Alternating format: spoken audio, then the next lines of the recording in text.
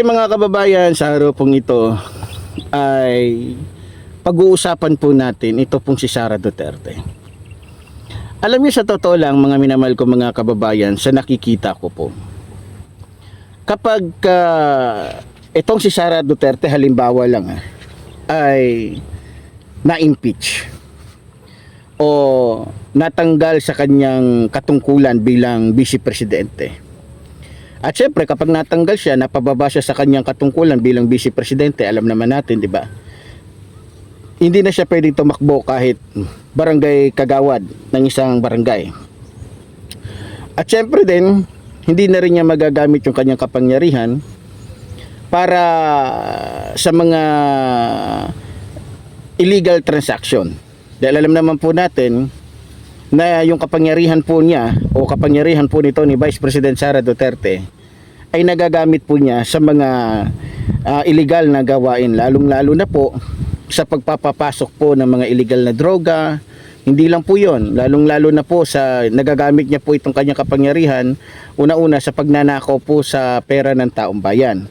So yan po yung number one na pinaggagamitan po ng kapangyarihan nito pong ni Vice President Sara Duterte.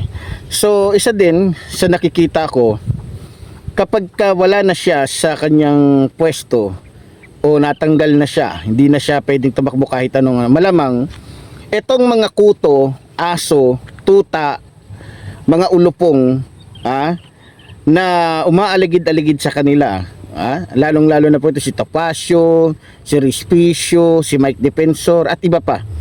Malamang mga minamahal ko mga kababayan, itong mga to ay bigla na lamang ito mawawala sa eksena at mukhang hindi na natin to makikita o maririnig man lamang na gumagawa ng kahit anong kaguluhan. Sa tingin ko din, meron din mga personalidad na talagang labis na malulungkot, labis na iiyak, no? Labis na talagang siguro mawawala na talaga ng pag-asa o guguho ang mundo. Lalong-lalo na po siguro itong si kung hindi ako nagkakamali, itong si Kibuloy, na kung saan ay isa po lihim po, number one po, bagamat lihim pero number one na tumutulong, gumagastos para lamang po mapababa sa pwesto ito pong si Pangulong Ferdinand Marcos Jr.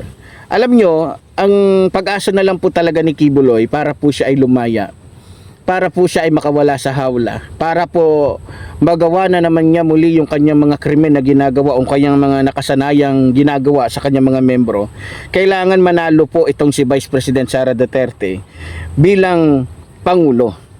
Pero kapag hindi na po nakatakbo o natalo si Vice President Sara Duterte, tiyak na marami pong mga membro sa QOGC o dyan sa reliyon ni Kibuloy ang maliligtas at talagang siguro magkakaroon na talaga ng totally katahimikan, kapayapaan at wala na yung pangangamba ng mga membro niya na inabuso niya kapag nakulong po o hindi na po din nakatakbo itong si Vice President Sara Duterte o hindi na makakatakbo sa kahit anong posisyon itong si Vice President Sara Duterte, di ba?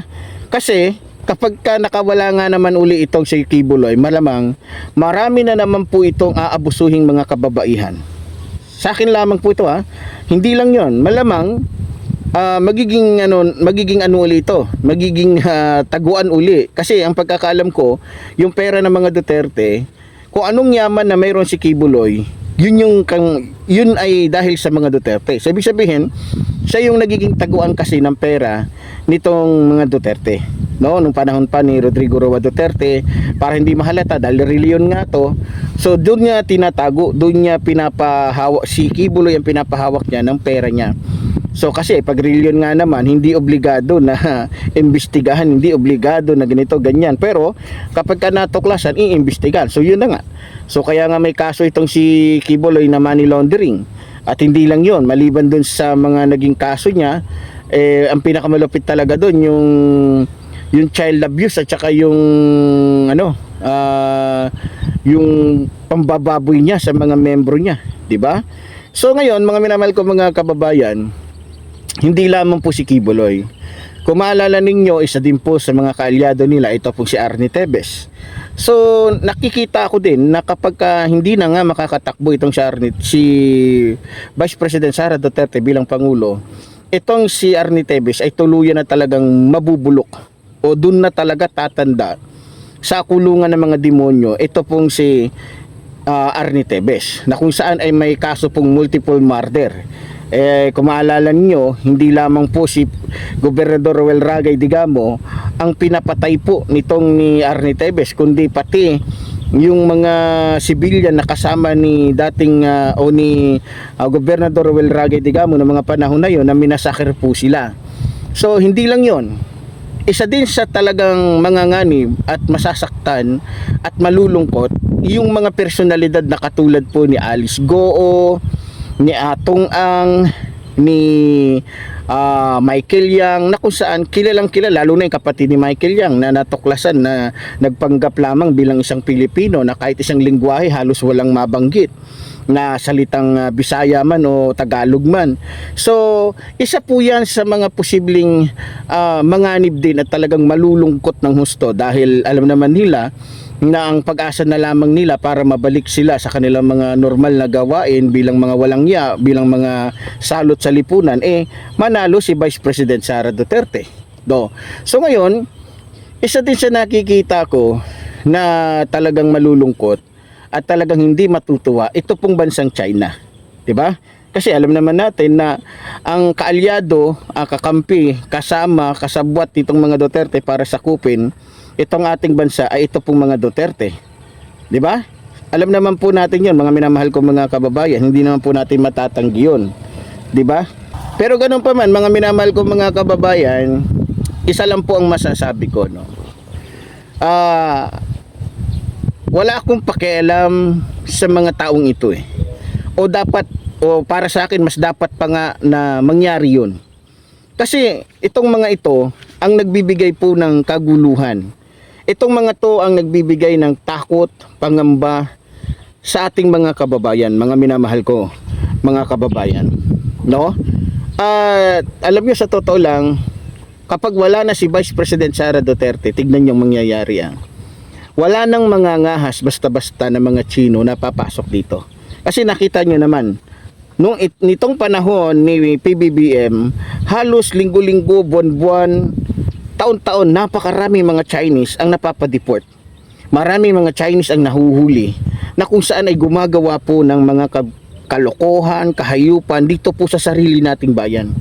So ibig sabihin, mas maiibsan pa, mas mawawala pa yung kaguluhan dito sa ating bayan dahil sa mga Chinese na yan. Nakita niyo naman kung anong dinadala ng mga Chinese na yan dito. Ang dinadala po niyan dito sa ating bansa ay puro mga illegal na gawain. Kagaya po ng mga kabastusan, pasugalan, droga, at iba pa, mga minamahal ko mga kababayan. At syempre, kapag wala na rin si Vice President Sara Duterte, sigurado talagang mapapanagot na po ito pong mga kawatan, mamamatay tao na katulad ni Atong Ang, nito pong ni Bantag, nito pong ni Bato de la Rosa. At sigurado din ako na mas maraming mga politiko ang mananagot talaga sa kanilang mga kasalanan at maraming mga politiko ang titino. Bakit?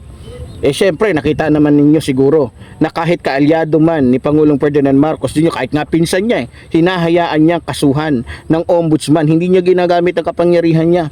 Hindi katulad ni Rodrigo Roa Duterte na siya ng lahat, siyang masusunod kahit korte hindi makagalaw, kahit ang korte hindi makakilos, hindi makadesisyon dahil nandiyan si Rodrigo Roa Duterte. 'Di ba? Pero ngayon nakita niyo naman, 'di ba? Kahit nga si dating House Speaker Martin Romualdez, 'di ba? Hinahayaan ni Pangulong Ferdinand Marcos Jr. na managot sa kanyang kasalanan. Kaya mas magiging malinis, mabuti, tahimik, maunlad itong ating bansa kapag si Vice President Sara Duterte ay tuluyan nang mai-impeach. So yun lamang po mga minamahal ko mga kababayan. Sa muli po ulit po rin sinasabi ng lingkod, mabuhay po ang ating inambayan, mabuhay po ng mamahal sa ating bayan. Maraming salamat po.